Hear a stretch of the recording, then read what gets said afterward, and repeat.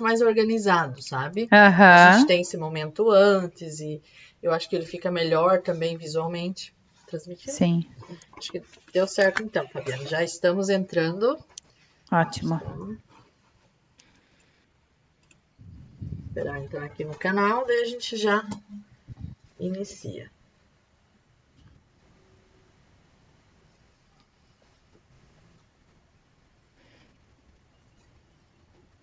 Enquanto isso, você vai me dizendo aí como é que estão as coisas em Jaraguá, como é que tá a vacinação aí? Aí, o pessoal está muito preocupado da imunização por conta da baixa adesão à vacina da gripe, né? As pessoas não se dão conta de que o H1N1 também mata, né? Então tá baixíssima a adesão, baixíssima. E eu não sei se as pessoas confundem achando que tomaram a Coronavac ou as outras contra o corona e pensam que estão imunizados contra tudo. Não sei. Os desafios são os mesmos do restante do país, né, Rosina? Que é a segunda dose. Por algum mistério qualquer, as pessoas não voltam para fazer a segunda dose. Sério? Sério. Nossa, com isso eu não contava. Esse tem sido um problema em nível nacional, assim, tem que fazer busca ativa e pedir para as pessoas virem fazer a segunda dose, porque ainda não estão imunizados. Sim, Então, não sei claro. se a comunicação está sendo falha ou o que está acontecendo, mas vamos caminhando devagarinho, né? Reflexo desse governo que foi muito irresponsável, né? Ignorou tantas ofertas de vacina, né? Quantas vidas Meu poderiam ter Deus, que sido tristeza, poupadas? né? Que Tá tristeza, louco. Fabiana. Todo dia é uma facada diferente que a gente leva, né? Exatamente, exatamente. Deixa eu ver se a gente já tá online.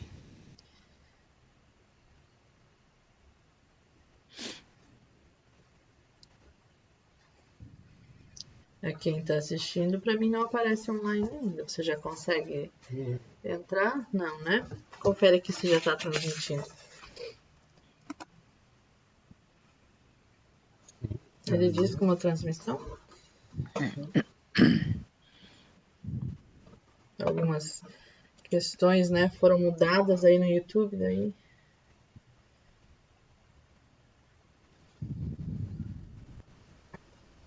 Só conferir.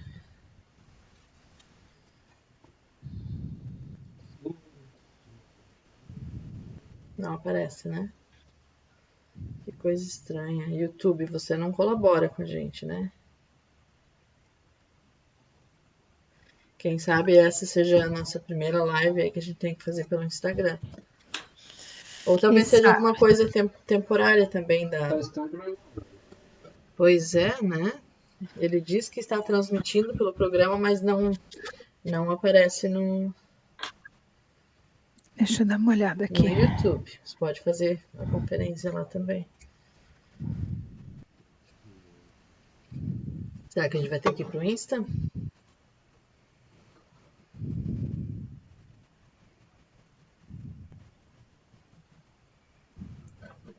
De fato, ele não aparece.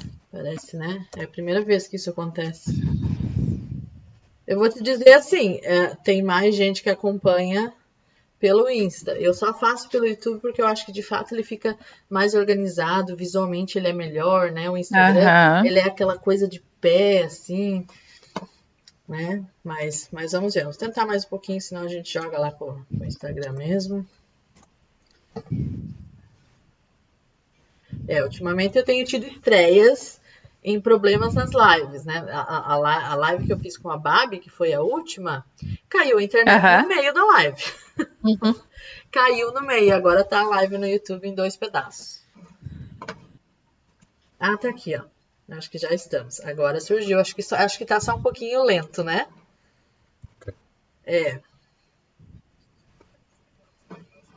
Estamos lá. Uhum. Beleza. Então tá, então estamos ao vivo com um pouquinho de demora aí na entrada.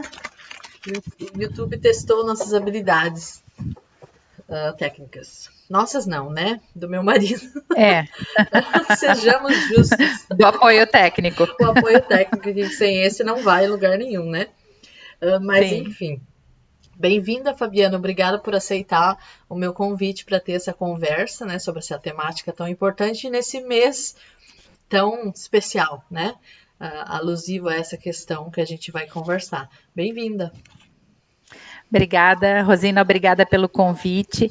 Sempre é uma oportunidade muito valiosa, né? A gente tende a falar muito sobre as violências no dia 18 de maio, né? Mas a gente esquece que esse é um tema que deve compor uma agenda permanente de discussões, né? Então, toda oportunidade para falar sobre isso é uma excelente oportunidade. Muito obrigada pelo convite. Com certeza. Então, vamos lá. Então, assim, se alguém quiser comentar alguma coisa, fazer alguma pergunta, coloca ali no chat ao vivo, né? E conforme a gente vai conseguindo, a gente vai introduzindo essas questões na conversa, né? E fora isso, também a gente vai seguindo aí nesse papo que ele, apesar de ele ter alguma estrutura, mas ele é uma conversa, né? A gente vai seguindo o fluxo... um fluxo meio intuitivo aí conforme os temas que vão surgindo, né? Dessas questões que tem, né, vários mitos que circundam essas temáticas, tem coisas para esclarecer. Eu sempre sinto que tudo que a gente vai falar que se relaciona à psicologia, à saúde pública, desenvolvimento humano, parece que primeiro a gente tem que tirar todo o desentendimento que existe da frente para depois começar a apresentar, né, as coisas como elas são ou como, né, deveriam ser entendidas sem esse barulho do mito, né, dos desentendimentos. Você sente alguma coisa nesse sentido, Fabiana? Sinto sim, Rosina, até porque é um assunto que encontra ressonância, né, nas vidas da gente. Então, todos nós conhecemos quando não fomos a própria vítima em algum momento de algum tipo de violência, né? Então, eu acho que as pessoas, para afastar o desconforto, elas tendem a criar um imaginário aí e propagar algumas informações que não são verdadeiras e que devem ser desconstruídas porque elas atrapalham com certeza o enfrentamento das violências, né? Nossa, com certeza absoluta. Mas deixa eu falar para vocês quem é a Fabiana, né? Eu falo com ela assim como se fosse a vizinha, mas né, as pessoas não sabem quem que é. Então vamos lá. Fabiana é psicóloga, especialista em gestão no trabalho e educação e na saúde pela Universidade Federal do Rio Grande do Norte. Trabalha como servidora pública municipal de Jaraguá do Sul, atua na saúde há 19 anos e atualmente é conselheira tutelar em Jaraguá do Sul. Né? Então a gente vai andar um pouquinho aí por esses terrenos relacionados às temáticas do Conselho Tutelar também, né? Que estão amarradas com esse tema da prevenção à violência infanto-juvenil. Então tá, Fabiana, eu geralmente começo pedindo para a convidada ou para o convidado falar um pouquinho qual é a sua relação com o tema, da onde surgiu, tanto assim numa perspectiva pessoal, né, de interesse, porque te interessa, né, estar nessa frente de trabalho, quanto também, é claro, né, no seu estudo e no seu trabalho em si com essa temática.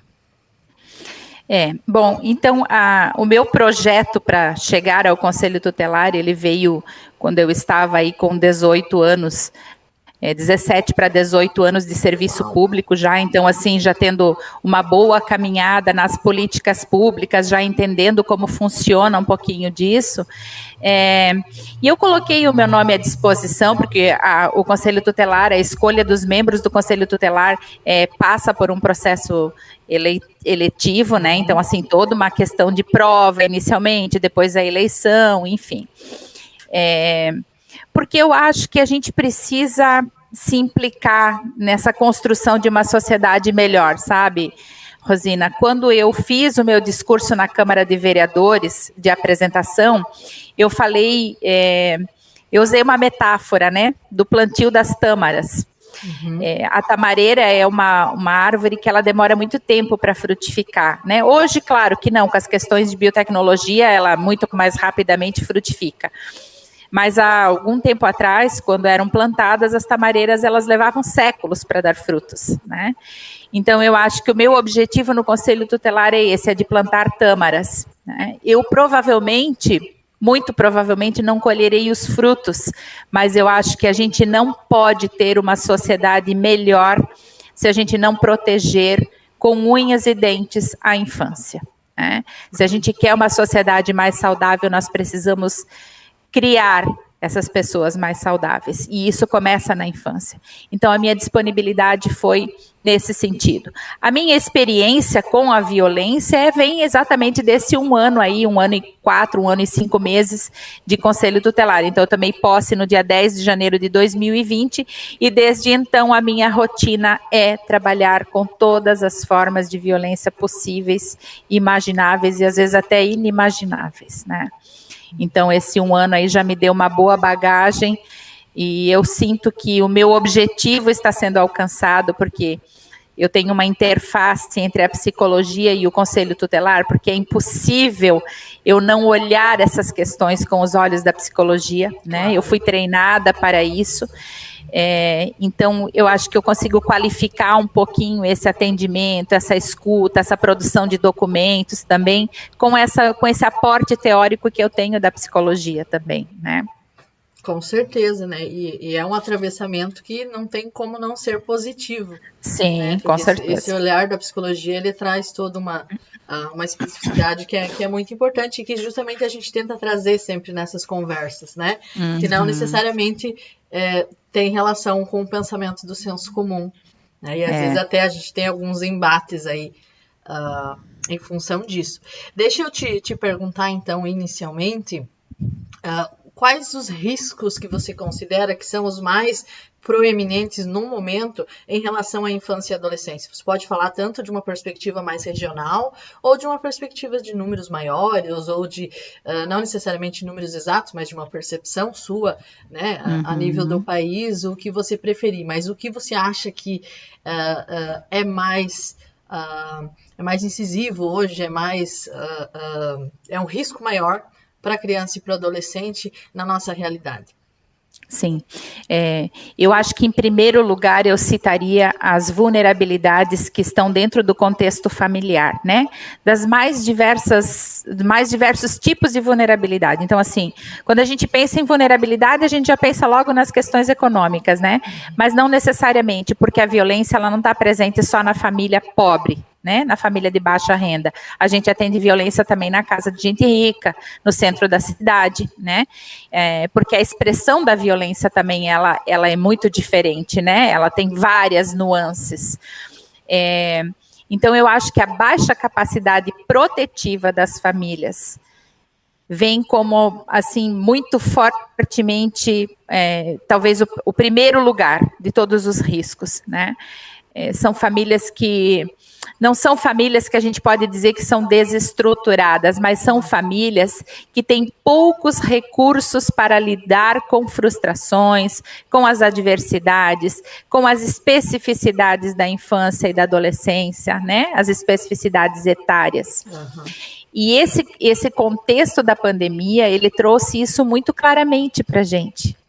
O quanto família pode ser um lugar de violação de direitos. Ao mesmo tempo que o quanto a escola pode ser um ambiente de proteção para as crianças. Veja bem, nós tivemos uma redução das notificações de violências gerais, assim, né? Não só violência sexual, violência física, mas as próprias negligências, os maus tratos, né? Que vinham muito da escola para a gente. E que no ano passado nós tivemos uma redução significativa. O que não quer dizer que as violências não aconteceram. Elas continuaram acontecendo, mas os olhos da escola não estavam mais voltados para essas crianças, né? Então, assim, a gente tem no imaginário popular que a família é o lugar de proteção, é o porto seguro.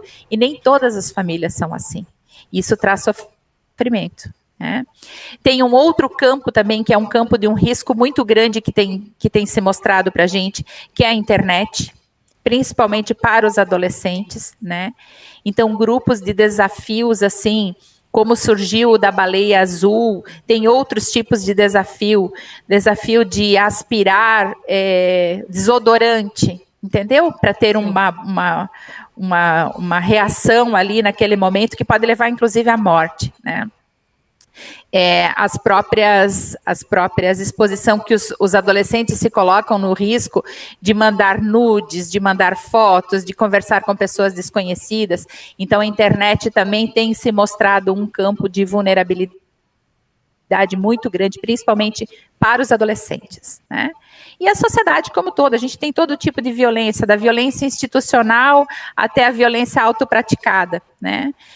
Pelo próprio adolescente ou pela própria criança. Então, um desafio diário, não há rotinas, a gente nunca sabe de onde vem, né? Então, os olhos têm que estar muito atentos. E quando eu dizia lá no início sobre o trabalho no Conselho Tutelar, é tão interessante isso, Rosina, que nesse 1 ano de trabalho, o quanto o meu olhar já mudou para a infância e a adolescência, né? Então, assim, eu não consigo mais olhar para uma criança e só ver aquela criança fofinha, bonitinha, naquele contexto. Eu enxergo, os meus olhos fazem uma varredura para ver quais são os potenciais riscos aonde aquela criança está. Na semana passada, nós estávamos dando uma volta no litoral, aí eu e o meu marido, dentro do carro, olhando uma criança caminhar com a família dela, ela estava um pouquinho mais para trás, a minha cabeça começou a processar tudo o que poderia acontecer com aquela criança, sabe? Então, assim, o quanto essa exposição diária à violência nos modifica também como equipe que trabalha com esse tipo de demanda, né? Com certeza, eu até ia te perguntar um pouquinho assim sobre possíveis alterações. Acho que de alguma forma você adivinhou minha pergunta.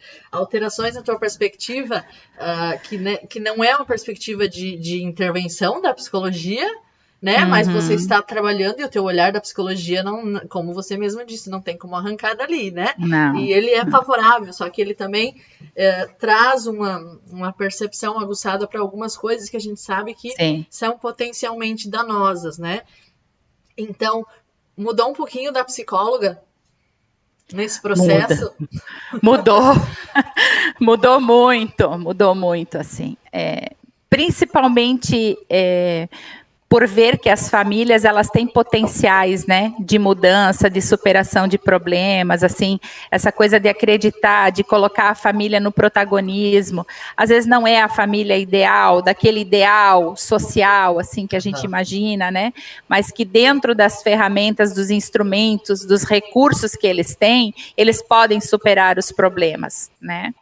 Ao mesmo tempo que traz para a gente também uma nova perspectiva sobre o sujeito que não quer se implicar, que não quer se responsabilizar, que acha que tudo é o Estado que tem que fazer, né? Então, para mim, tem sido um exercício diário, porque eu estou sempre flertando com aquela coisa da psicologia que não julga, da psicologia que acolhe, da psicologia que tudo aceita, né? Que não dá as respostas prontas, e eles vêm para o Conselho Tutelar justamente buscando essa resposta pronta. O que eu tenho que fazer, né? Então, é um dilema ético para mim o tempo todo, né? O tempo todo. Não está sendo possível ser uma psicóloga não diretiva no processo, né? Não tem como. Os desafios. É engraçado você colocar essa questão, engraçado e triste de alguma forma também. Quando eu conversei no último mês com a Babi, também surgiu um pouco essa questão, assim, de, às vezes, está no ideário da sociedade que qualquer coisa que a família faça, ela já vai ter a criança tirada dela e vai ser o pingo d'água, né? Parece que não existe entendimento de que há tentativas de que essa família consiga se reorganizar, né? Mover recursos de uma forma diferente, né? É isso que se quer, né? É isso que se quer, que a criança consiga permanecer ali de uma forma mais saudável. Você percebe isso? Esse medo, assim, meio que, né? Surgiu o conselho, ou o conselho entrou na história de alguma forma, já quase que há um destino fadado a criança sair dali, ou de parar na delegacia, ou enfim, qualquer uma dessas questões. Sim, isso é resquício ainda, né, do Código de Menores, quando ainda havia lá o juiz de menores, né, que era o cara que fazia uma pesquisa de discernimento, então sempre com vistas a institucionalizar essa criança, né, ainda tem esse resquício, assim, daquela época. As pessoas ainda não entendem que o Conselho Tutelar vem não com uma atuação repressiva, eles nos confundem muito com polícia, às vezes, né? Então é até interessante, a gente chega às vezes nos bairros assim mais de periferia, onde o carro estaciona, parece uma festa assim na rua, todo mundo no muro, na janela, para ver o que aconteceu na casa do vizinho, e às vezes a gente vai justamente com essa intenção de o que você está precisando para a gente superar essa situação, né? Vamos te encaminhar numa rede de proteção para que você consiga desenvolver recursos, ferramentas de uma educação livre de violência, por exemplo, né? É isso que a política de assistência social faz e é isso que a gente tenta fazer também, colocar nessa rede, né? Isso, exatamente, né? Essa impressão de que o Conselho Tutelar é um órgão executor de alguma medida de segurança, até às vezes, Sim. né? Uhum. De arrancar a criança não sei, de bar, de boates, né? Então, isso acaba ficando... Até esses dias eu assisti a um vídeo. Eu sempre costumo ver algumas coisas assim antes das lives e das pessoas comentando, né? Essa noção de que, né, veja, o adolescente bebendo no bar, por que o Conselho Tutelar não vai ali, né? Mas em nem um minuto alguém para pensar, mas quem violou a lei ali foi quem vendeu para o adolescente o álcool, né? Que não pode, né? Então pensa-se ou na família, né, que deixou o adolescente lá, ou no Conselho Tutelar que na cabeça dessas pessoas deveria estar lá e, né, retirar o adolescente daquele lugar, mas não no dono desse estabelecimento que talvez tenha vendido para esse adolescente, né? Então, aqui em Jaraguá, desculpa, Rosina, nós temos uma situação que é bem curiosa, assim, né? As pessoas esperam do Conselho Tutelar que resolva, que o Conselho Tutelar dê conta das ansiedades pessoais de cada um. Então, assim, como toda cidade, a gente tem um problema, não sei se é um problema, mas nós temos uma situação com os indígenas, com a população indígena, né? Então, assim, eles têm culturalmente o hábito de que a criança acompanha os adultos em qualquer atividade que os adultos desenvolvam. Então, quando o adulto vem para a cidade vender o artesanato, ele leva a criança junto com ele. E as pessoas acham aquilo, assim, um absurdo, o fim da picada, porque desagrada, né? É uma cidade elitista, é uma cidade higienista, então a gente não quer ninguém no semáforo, a gente não quer criança pedindo, vendendo bala, a gente não quer. Então eles pedem para o Conselho Tutelar dar um jeito naquela situação. E aí, a nossa atuação é uma atuação muito limitada com a população indígena, porque tem essa questão cultural que a gente não pode ultrapassar.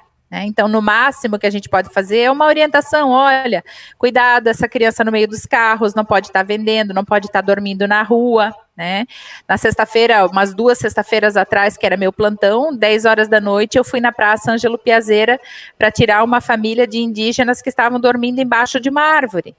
E aí a matriarca deles lá falou para mim, moça, mas para nós isso é comum, a gente dorme no chão, então não tem por que a gente sair daqui, né?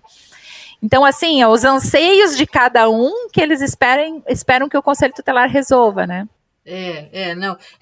Isso que você falou justamente bate com a questão de crianças em bar, ou geralmente adolescentes, é exatamente isso, né? Aqui também há essa situação com os indígenas e eu penso que também há essa falta de esclarecimento.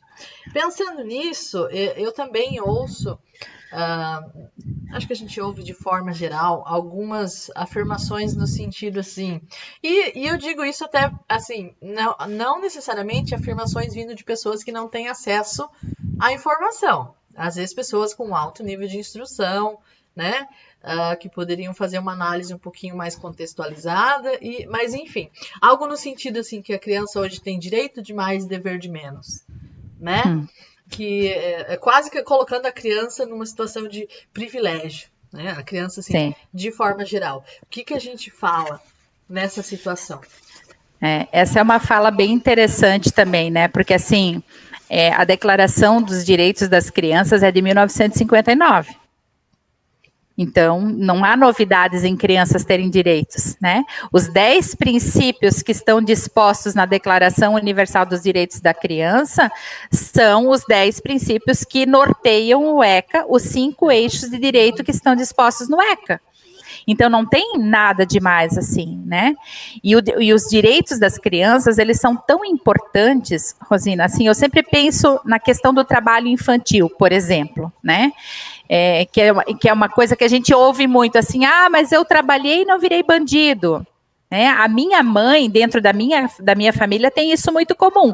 A minha mãe saiu de dentro da casa dos pais dela com 10 anos de idade para ser uma empregada doméstica na casa de uma família rica aqui do centro, porque era a oportunidade que ela tinha para poder estudar, entendeu?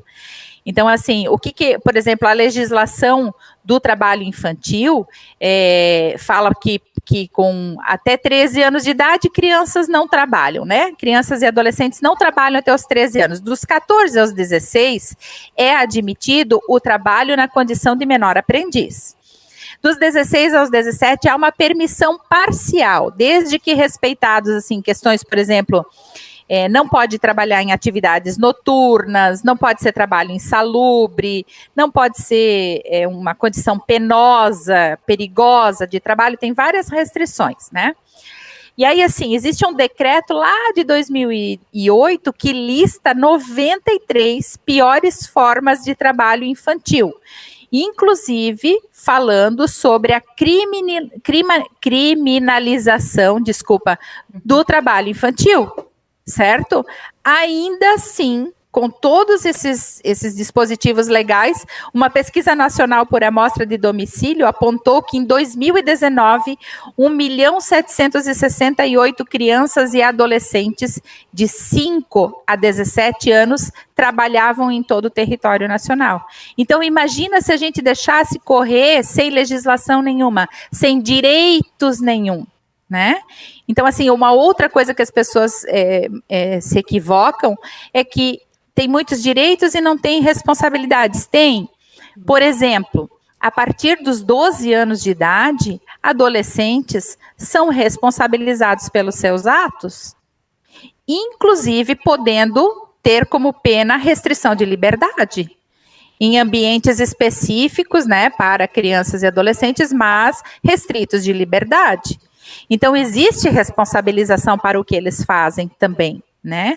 O ECA traz esses 5 eixos principais de direito, mas foi preciso adaptar para as realidades que vão surgindo, né? Um outro exemplo para mim que é muito claro é a Lei da Palmada.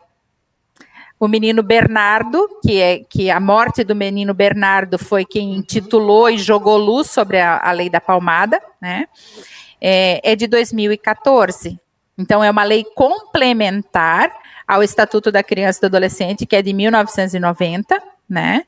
Mas que precisa vir porque a sociedade vai se modificando, vai violando direitos das crianças e a gente vai tendo que fazer novas adaptações, né?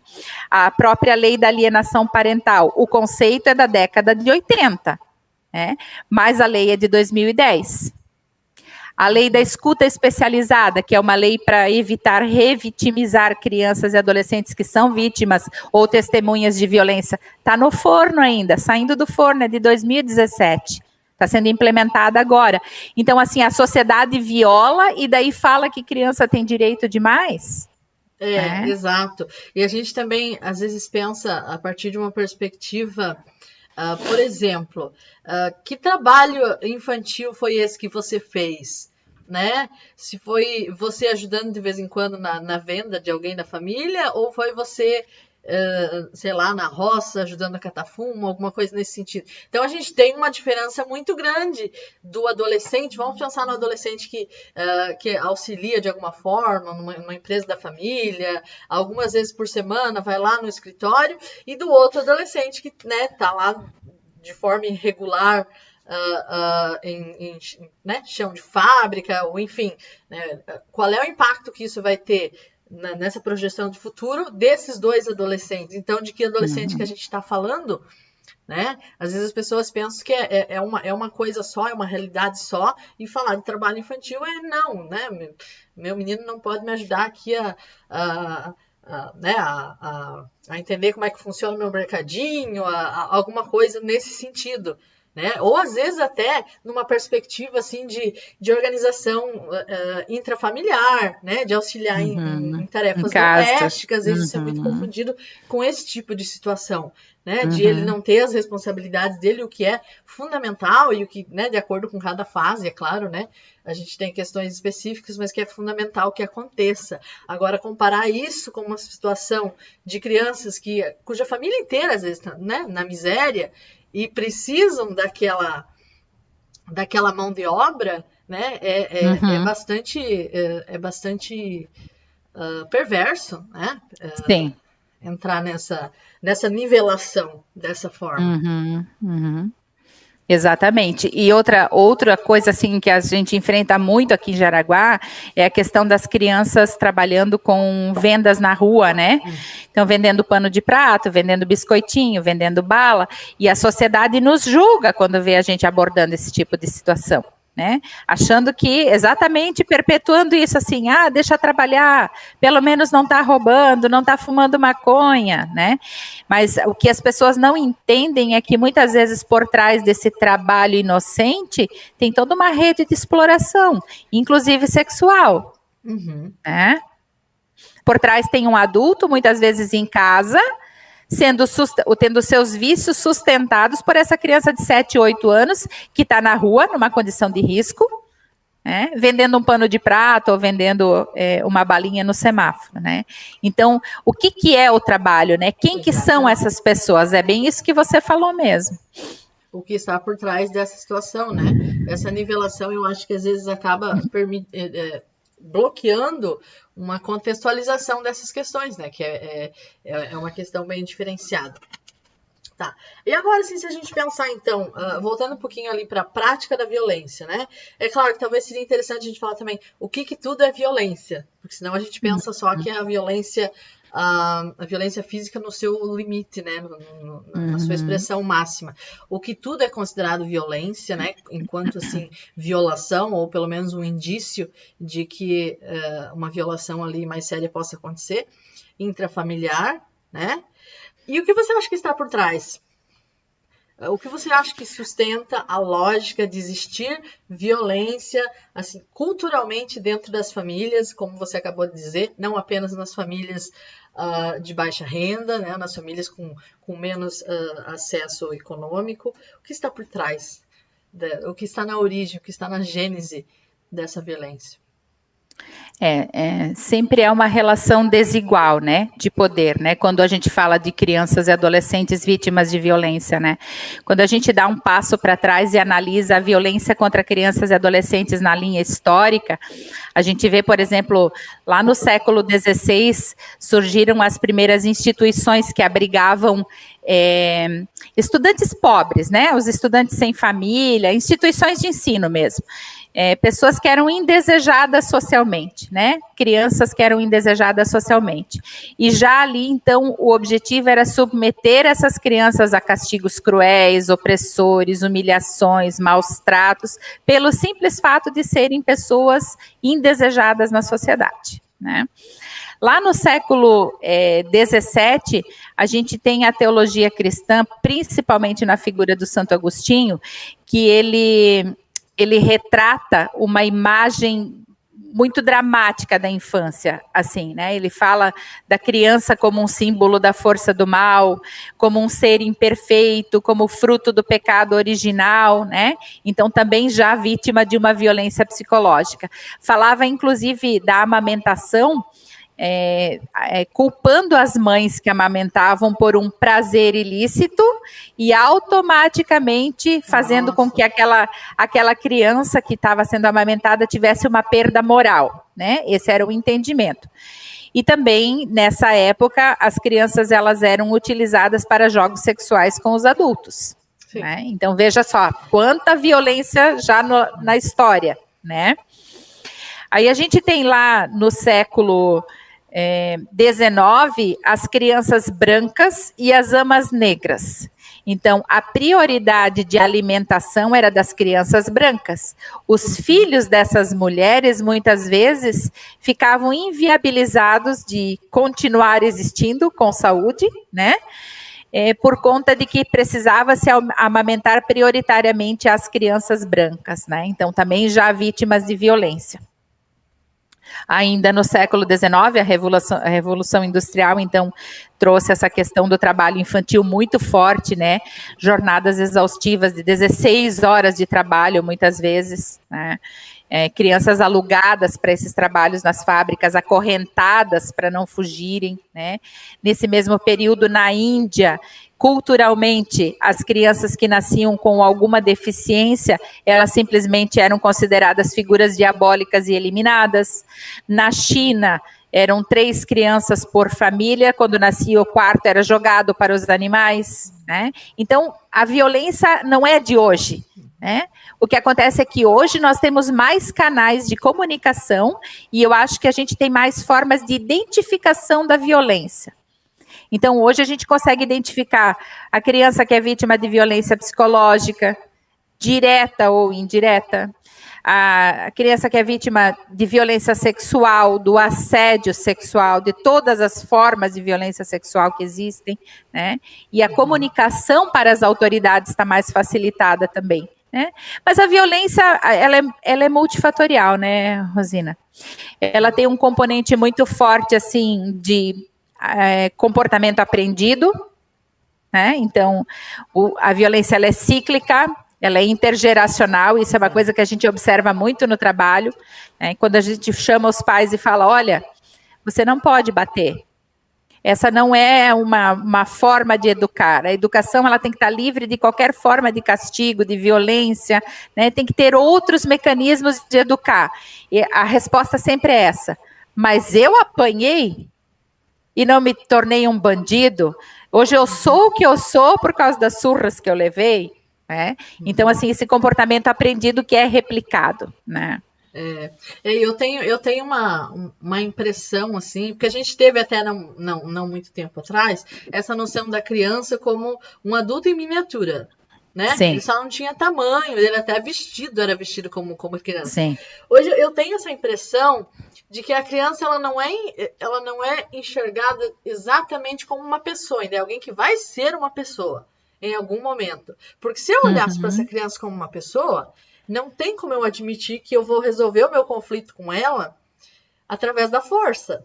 Não tem como eu admitir isso, né? Porque eu conheço várias pessoas que, se eu perguntasse para elas assim, você acha correto, se você tiver um desentendimento com alguém, você bater nessa pessoa e dizer, não, vou conversar, sei lá, vou achar alguma negociação, vou explicar, né? Mas não diria isso relacionada à educação, né? De uma criança. Então, me parece, mas essa criança então não é uma pessoa. O que falta na criança, né, para que ela seja percebida como uma pessoa? Será que é esse mero acúmulo de conhecimento que a gente tem? Será que é essa expressão mais civilizada no sentido de regrada, né, que a gente vai adquirindo aos poucos? Então, de uma noção, assim, de uma forma muito triste, eu percebo que falta humanizar as crianças. E elas também são muito percebidas como alguém que deve estar sempre satisfeita com o que a gente dá, com o que a gente fornece, eternamente grato, né? Mesmo as crianças que ainda estão tentando entender o que é gratidão, o que é empatia, o que é o além de mim, e sempre fofas e felizes e né, dóceis, e a gente que se permite ter momentos de mau humor, momentos de querer chutar as panelas, momentos de explodir com as pessoas e não era nem com ela, era com outra coisa. Então a gente tem tudo isso, a gente tem dias ruins, dias que a gente não quer sair da cama, mas a criança não pode, ela não pode ter essas dificuldades de manejo. Justamente ela que ainda precisa desenvolver todo esse autocontrole, toda essa gestão de, né, o que é esse mundo aí onde eu vim parar e aos poucos tô entendendo. Mas a gente acha, como assim? Né? Você simplesmente tem que fazer e pronto. E a gente mal dá conta das coisas. A gente mal dá conta dos outros, mal dá conta do nosso emocional. Eu quero entender assim, a tua perspectiva um pouquinho nesse sentido. Você também tem alguma noção assim de que talvez a gente espera das crianças algo que nem a gente tem trabalhado direito na gente, que a gente tem dificuldades também, mas a criança deveria estar nesse lugar né, de fazer isso com maestria? Não, e assim, o que é mais incrível, né? As pessoas pensam que uma criança com 5 ou 6 anos, ela tem que entender o mundo do jeito que a gente com 40, 50 às vezes não entende, né? Quando eu faço essa reflexão com os pais, eu vejo que cai a ficha deles.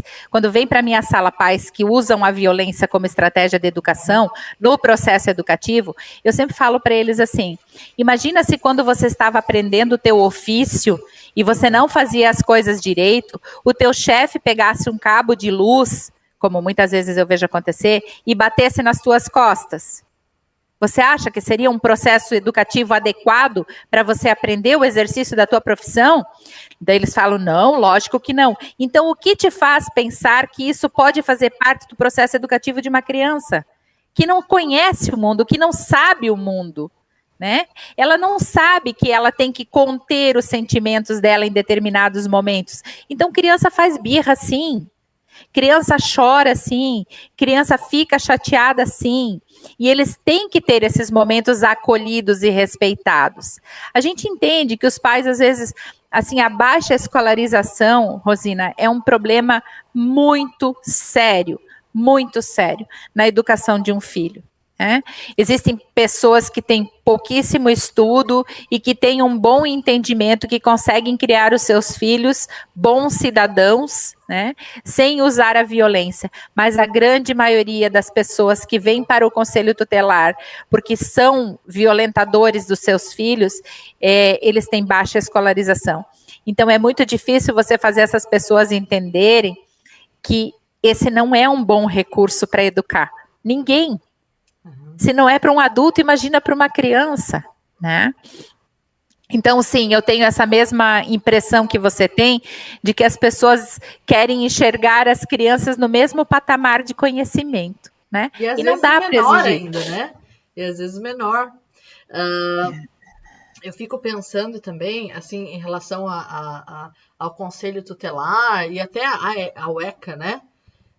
Que é o Estatuto da Criança e do Adolescente, de como isso acabou virando uma lenda urbana para assustar tanto pais quanto crianças, né? Eu tinha a impressão de que essa lógica do vai parar no Conselho Tutelar era mais utilizada, né, assim, socialmente, no senso comum, no sentido de assustar os pais, mas eu andei vendo uns vídeos e, na verdade, há pais que utilizam isso. Não, então vou te mandar para o Conselho Tutelar. Sim. Gente, né? Então, tudo que é situação, e a gente vê isso acontecendo com dentista, com médico, né, para tomar vacina, para tudo, né? Parece que há a primeira escolha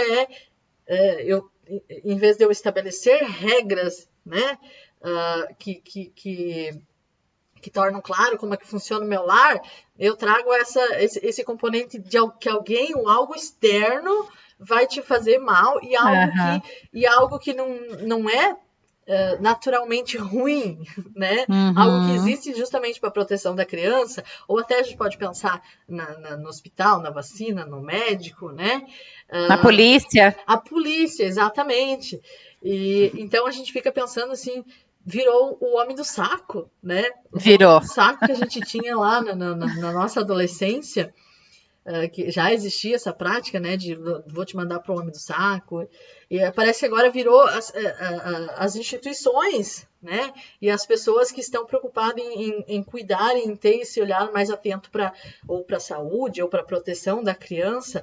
Como que chegou a esse momento? O que você acha que nos levou a ter essa caricatura, né, do Conselho Tutelar ou mesmo de outras instituições? Um pouco é esse ranço histórico, né, que a gente tem, assim, de como era tratado antes, né, essa coisa da institucionalização. A gente chega em muitas casas, Rosina, que as crianças imediatamente começam a chorar. Você vai me levar para o orfanato, eles falam, nem existe mais, né? Mas assim, eles pensam, você vai me levar para o orfanato, não me leva, tia, não me leva. E não é isso, né? Mas por outro lado, quando a gente consegue desconstruir e fazê-los entender que a gente está ali com a intenção de proteger os direitos deles, muitas vezes eles nos acessam sozinhos. Então eu tenho, por exemplo, adolescentes no meu celular privado, que eventualmente me chamam, e eu não bloqueei, deixei ali porque eventualmente me chamam. Está acontecendo uma briga aqui, meu pai e minha mãe estão brigando, o que eu faço, como que eu faço, então para eu dar orientação, eles entendem que nós estamos ali para proteger, assim como também nós temos adolescentes e crianças que vêm para a gente e pedem, a gente não quer mais ficar nessa casa, por favor nos leve para o abrigo. Né? Então que chega nesse ponto deles próprios pedirem, né? Eu acho que é isso, é o terceirizar aquilo que eu não dou conta, então eu uso uma figura assustadora para colocar algum tipo de limite que eu não tenho, sei lá, competência suficiente para colocar sozinha, né? Então, se você não juntar os brinquedos, o conselho tutelar vem te pegar. Aí quando eventualmente, às vezes o motorista passa numa rua para entregar uma notificação, por exemplo, e tem crianças brincando, eles saem todos correndo, largam a bola, o carrinho, tudo no meio da rua e vão para dentro de casa se esconder. Né? Mas eu acho particularmente perversa essa ameaça, justamente porque ela traz implícito uma noção de que nosso vínculo não é tão forte assim. Né? Qualquer coisa alguém te tira de mim. Isso me faz pensar também naquela lógica de alguns pais que as crianças estão no mercado, demorou demais, vou embora sem você. Como assim vai embora sem a criança? E assim, para você isso é só uma frase. Mas dependendo da idade, ali a criança vai acreditar nisso com uma força. Sim. E imagina o que isso significa para a criança. Se qualquer coisa que eu fizer, demorei um pouquinho mais, ou fiz uma birra, qualquer coisa é motivo, de repente, de não ter mais essa coisa que eu achava que era tão inquebrável, né? Que era ter uma família, a família sempre me cuidar e sempre... então, muita coisa... De forma geral, às vezes as famílias acham que não, é só uma frase, é só uma brincadeira, mas eu fico pensando no impacto disso, eu tenho horror dessa frase, dessa questão do conselho tutelar, porque né, a questão do conselho tutelar e do levar para um abrigo, né, ou para um orfanato, como as pessoas ainda dizem, também implica nessa questão de você não vai mais morar com a gente. Isso. Né? E eu acho isso muito forte, acho isso muito pior do que vou levar para tomar uma injeção, que é ruim, mas implica outra coisa, né? Como se fosse uma punição por alguma coisa ruim também. Mas essa questão de qualquer coisa, alguém vem e te tira e você não é mais parte daqui, então. Né? Como E é uma coisa já tão enraizada isso que às vezes os próprios serviços utilizam essa fala, tá, Rosina? Então, assim, a gente sempre trabalha com o paradigma da incompletude, né? O conselho tutelar, ele não é autossuficiente, ele não consegue dar conta de todas as demandas sozinho. Precisa de toda a rede de proteção, de todo o sistema de garantia de direitos. Então, às vezes, um equipamento público que também não está dando conta de fazer com que a família supere aquele problema, utiliza o conselho tutelar como uma forma de ameaça. Olha, se a gente não der jeito nisso, a gente vai ter que chamar o conselho tutelar para levar as crianças para acolhimento institucional. Gente, né? Então a gente tem isso também, né? Porque é feito de pessoas, né? E as pessoas elas têm formas diversas de lidar com as coisas, né? Então, mas sim, a gente é persona não grata normalmente. Mas um trabalho tão necessário, né? Mas que pena que isso acontece dentro da própria rede. E deixa eu fazer já um gancho, então, pensando nessa questão. Agora as aulas voltaram, né, no ensino híbrido, na verdade, voltaram no final do ano passado. Mas ainda há opção para os pais que querem ficar num formato totalmente remoto. Pelo menos aqui em Joinville é uma minoria que ainda está no formato remoto. Eu acho que eu vi um número de 80% das famílias aderiram ao híbrido, né? Mas enfim, estando no híbrido ou no remoto e pensando também antes de iniciar o sistema híbrido, que era totalmente online, a gente tinha a questão das tarefas, né? Que tinha que ser feito em casa. Agora, no híbrido aqui, é menos do que era antes, quando era ano passado 100% remoto. Mas isso também dentro da realidade da educação infantil, né, que eu conheço. Mas ainda assim, né, e também pensando no relato de algumas amigas minhas que são professoras, aquela preocupação de famílias que não estão entregando as atividades, né? É claro, diferentes razões, diferentes realidades dentro de casa, mas daí a gente fica pensando, né? Como que a escola entende essa não entrega? É possível chegar num momento de entender isso quase como uma evasão ou algo que pode indicar uma evasão? Agora, quando voltou no sistema híbrido aqui, eu não vou falar exatamente porque eu não lembro direito como foi colocado, mas pelo que eu entendi, há uma certa quantidade de tentativas que a escola vai fazer, e se não conseguir, vai ser solicitada a intervenção do conselho, né? Porque também há uma sobrecarga daí da escola, que está agora no ensino híbrido, né? Que para nós, família, é híbrido, mas para a escola é semanal normal, né? Porque quando não está um grupo, está o outro. E de buscar essas famílias. Então, assim, como que funciona isso? Né? O que pode ser, o que é aluno que começa a faltar, mas esse faltar significa a não entrega de atividades? Como é que está esse entendimento, assim, a partir do conselho tutelar, Fabiana? Já existem documentos já escritos desde o início da pandemia ali pelo Ministério Público Estadual, norteando, né, as ações e os papéis de cada um envolvido aí nessa história toda, né? Então, dentro das negligências, Rosina, está o abandono intelectual. O abandono intelectual, ele diz respeito desde a criança em situação de evasão escolar, sem vínculo de matrícula com nenhuma instituição de ensino, lembrando que o ensino é obrigatório no Brasil dos 4 aos 17 ou até o fim do ensino médio, né? E contempla também as infrequências escolares, né? Então tem um instrumento específico para a escola, depois de determinado número de faltas, sem justificativa, comunicar ao conselho tutelar que está havendo uma violação de direito por infrequência, e também o abandono intelectual pela não entrega das atividades. Então, antes de chegar no conselho, a escola esgota todas as possibilidades de contato com essa família para entender o que está acontecendo, com vistas a superar os problemas. Porque a gente tem aí situação de famílias, por exemplo, agora em período de pandemia, com um aparelho celular, com tela quebrada, com uma internet de baixa qualidade e com 6 crianças dentro de casa para fazer atividade online. E o município se negando a entregar atividades impressas. Entendeu? Em Jaraguá? Então o Estado está entregando, o município não entrega, não entregou, então tinha que dar conta da coisa. Em contrapartida, o município, para algumas famílias, forneceu o aparelho de celular, um chip de internet, enfim, teve toda uma outra situação de contenção dessas necessidades, né? Mas sim, vem para o Conselho Tutelar e tem um fluxo a ser seguido. Quando vem para o Conselho Tutelar, já vem como uma violação de direito, seja por infrequência ou seja por não entrega das atividades. E aí a gente adverte esses pais ou para o imediato retorno ou para colocar essas atividades em dia. Em persistindo essa situação, há uma representação ao Ministério Público. Então, esses pais, eles são passíveis de responsabilização por abandono intelectual, né? É um assunto muito sério. Desde o ano passado, Fabiana, desde o início do ano passado? Os instrumentos de infrequência escolar, que é o Apoia, que a gente chama, eles já existem há mais tempo. É um programa que existe há mais tempo e que tinha essa pegada de diminuir essa questão da evasão escolar, né? Que quando chegava no ensino médio, a gente não conseguia segurar os adolescentes na escola. Por vários motivos, né? Nós temos um sistema educacional que precisa ser revisto também, né?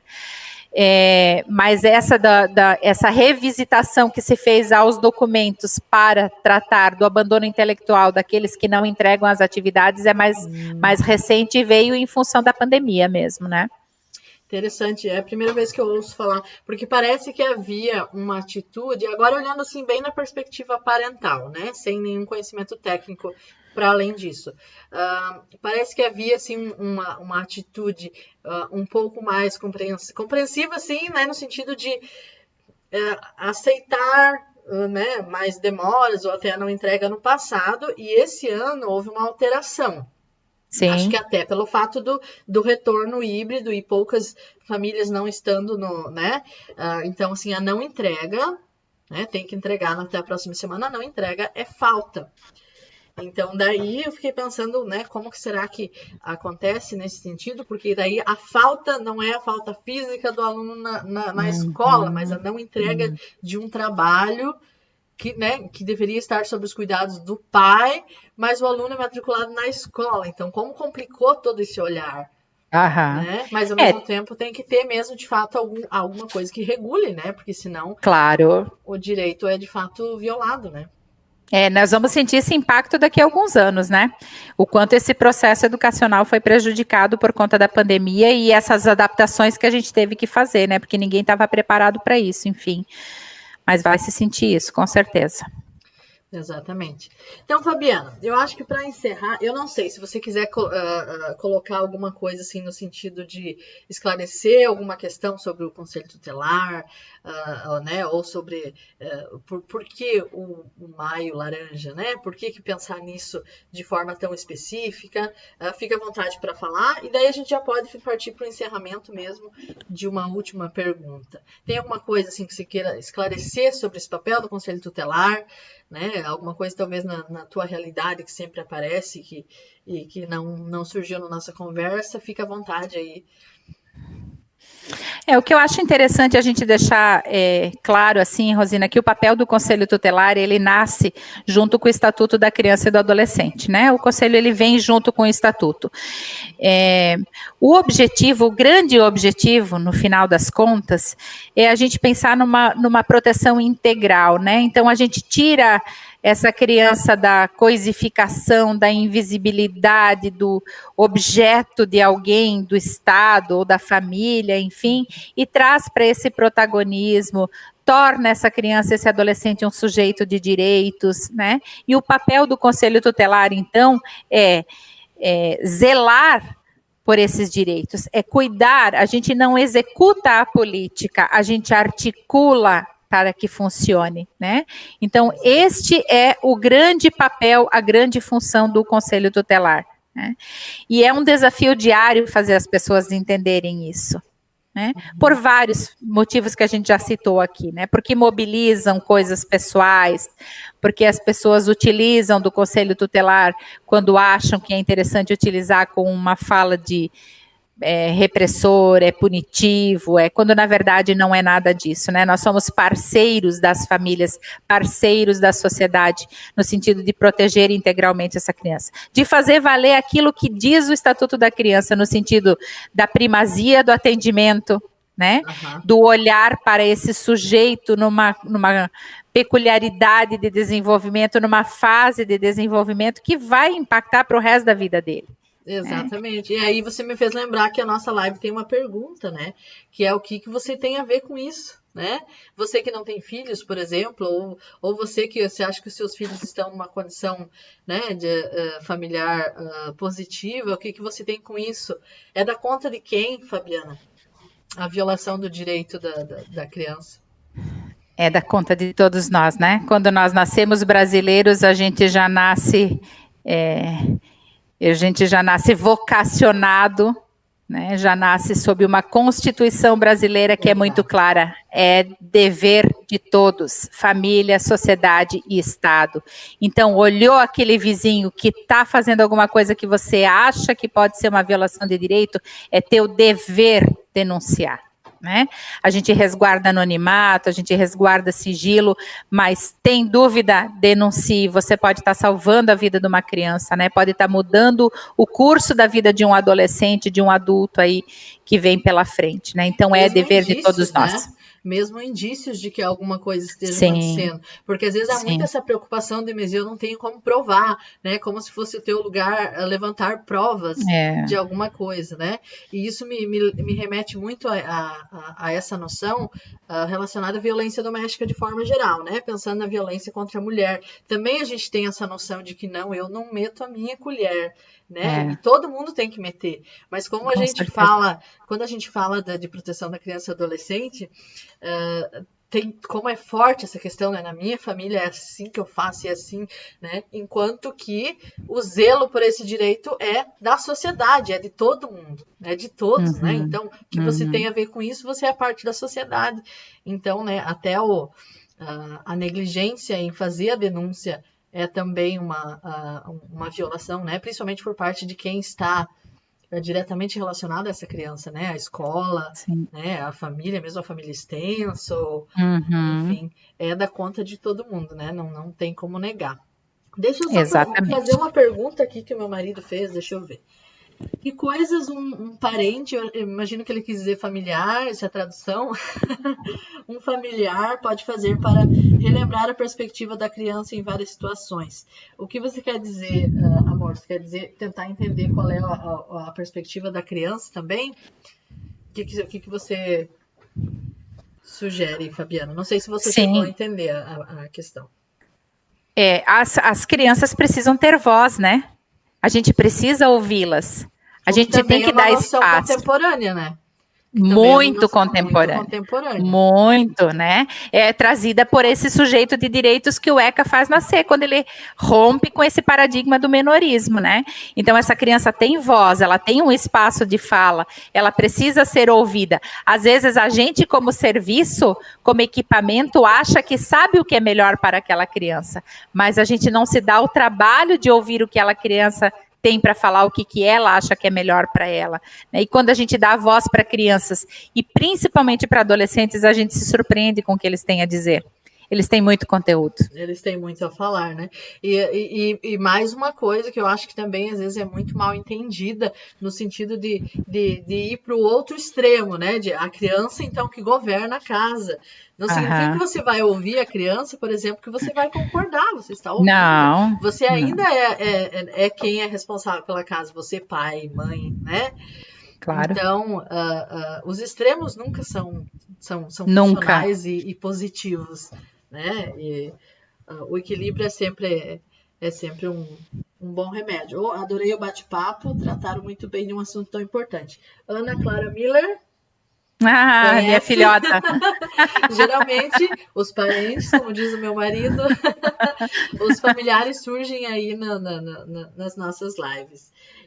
Mas então, deixa eu fazer uma última pergunta para você, que na verdade, aqui e ali a gente já foi comentando algumas coisas, isso sempre acontece, mas o que você acha que a gente precisa fazer, então, para criar relações mais positivas, que sejam mais protetivas para crianças e adolescentes? É um baita desafio, né? Baita desafio porque passa por mudanças sociais muito significativas e muito profundas, né? A gente tem que entender esse papel de proteção da infância para ter um mundo melhor, né? Eu não acredito que uma criança ou um adolescente que tenha sido violado, violentado, vítima de todas as formas possíveis e imagináveis, possa ser um adulto funcional, possa ser um adulto equilibrado, né? E a gente nunca vai ter uma sociedade melhor se a gente não investir pesadamente na infância e na adolescência. E isso passa desde as políticas públicas, né? De fazer políticas públicas com ações voltadas para a infância e para a adolescência, até esse debate permanente na sociedade que a gente tem que ter sobre esses assuntos que falam sobre a infância e sobre a adolescência. Né? Então, precisa mudar. Sabe que isso me lembrou uma resposta que sempre me vinha à cabeça quando as pessoas falam: nossa, mas eu sempre apanhei muito e tô aqui, nunca morri, não tenho nenhum problema. Você tem um problema, você acha que está ok bater em uma criança, isso é um problema, você não está bem. É um problema. Né? Então, a partir apenas da tua perspectiva, você acha que isso não é um problema, mas é um problema você achar que você pode resolver uma questão com uma outra pessoa. Eu já acharia muito ruim se eu tivesse a perspectiva de que eu poderia brigar fisicamente com uma pessoa para resolver uma questão. Agora você pensa que é uma pessoa infinitamente menor e mais vulnerável que você, então isso é muito estranho, né? E eu vou fechar então trazendo também uma questão que acho que vai ao encontro bem do que você falou, que é algo que de vez em quando, sabe aquelas imagens que a gente lembra de vez em quando, a gente busca e não sai da nossa cabeça? Eu fiz uma disciplina relacionada à educação infantil no doutorado, até fora da minha linha de pesquisa, era em políticas públicas, e eu tinha um trabalho para fazer relacionado ao programa Brasil Carinhoso, né, das creches. E eu acabei vendo uma fala da Dilma sobre as famílias, sobre o projeto, enfim, teve uma coisa que ela me falou que eu nunca mais esqueci. Ela falou que não tem como você proteger criança se você não pensar na família antes. Né? Não, né? Se você pensa na criança que é mandada para o trabalho, pensa naquela família que mandou aquela criança, quem é essa família, do que ela precisa, que recursos ela tem, né? Não tem como anular a família e dizer só conserta esse pedaço aqui que está errado. E isso nunca saiu da minha cabeça, e é isso mesmo. Então você tem que ter suporte, né, do Estado, da sociedade, da rede de apoio para a família, ou a situação da criança dificilmente vai mudar, ou talvez não mude de uma forma permanente, né? O que também é algo a se pensar. Enfim, Fabiana, muito, muito obrigada, então, por essa fala, né? Sempre tão importante a gente trazer essas questões. É uma luta constante, né? É uma realidade triste, mas que, como você mesmo falou, a gente teve mudanças muito importantes e agora a gente tem um desafio muito grande em mantê-las, né? Principalmente em face à nossa realidade política atual e a uma onda aí de retorno a algumas questões muito preocupantes. Mas a ideia é avançar, né? A gente sempre tenta. Sim, com certeza. Essa última frase aí que você falou, né, falando sobre o que a Dilma falou lá, que te impactou também, vem muito de encontro àquilo que abriu a nossa conversa, né, Rosina? Quando você me pergunta, assim, quais são os maiores riscos, né? E aí eu falo para você que são as famílias onde essas crianças estão inseridas, né? Então a gente precisa consertar esse contexto, consertar esse meio para poder ter crianças se desenvolvendo com mais saúde, né? É um desafio, mas vamos lá. Vamos lá, com certeza. Essa noção de que a família ela pode ser protetiva, mas pode ser violadora também, né? Ela não é naturalmente uma coisa ou outra. Isso. E também não depende de estrutura padrão, né? De como ela se estrutura em termos dos membros, padrões ou não, mas sim de como ela se organiza, né? Da dinâmica dela. Perfeito, então. Muito, muito obrigada. Continua fazendo esse ótimo trabalho aí. E de repente a gente conversa mais para frente de novo. Tá bom, feito, combinado. Obrigada, Rosina. Muito obrigada mesmo. Falar um pouquinho sobre essa temática tão importante. Então, a você que assistiu, muito obrigada. A live vai ficar disponível no YouTube, né? E mais para frente as pessoas vão comentando e a gente vai acompanhando. Até a nossa próxima live, que vai ser então no mês que vem, no final do mês que vem, sobre paternidade. Pela primeira vez eu vou ter então um participante homem, um psicólogo, que é o meu amigo Ricardo Michalak. Maravilha, hein? Sempre tenho medo se eu estou falando o nome dele certo, mas eu acho que é Michalak. É, isso mesmo. E a gente vai falar um pouquinho sobre novas possibilidades dentro da parentalidade, né? Claro, um pouquinho mais específico dentro da paternidade. Então, até a próxima, gente. Muito, muito obrigada. E fiquem bem, fiquem em segurança. Tchau, boa noite. Tchau, boa noite. Vamos desconectando aqui.